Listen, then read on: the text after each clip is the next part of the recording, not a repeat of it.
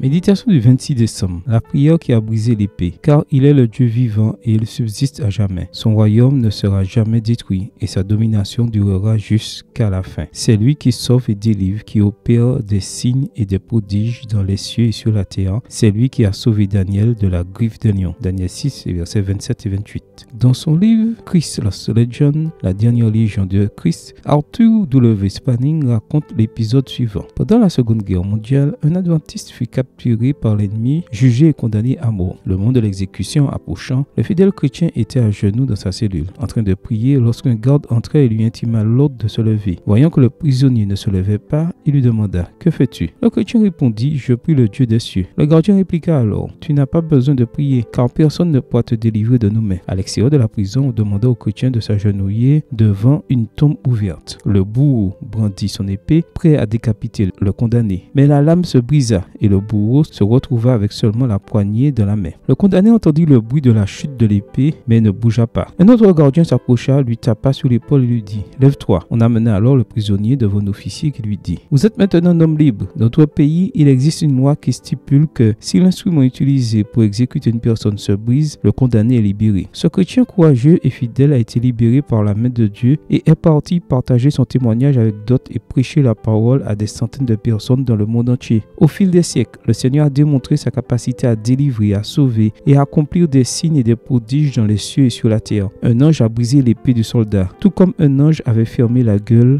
des lions féroces pour protéger le prophète Daniel. Que le Dieu de Daniel soit aussi le Dieu de ta vie et que sa puissance te soutienne et te délivre de tout mal. Amen. Bonne journée à toi et que le Seigneur te bénisse.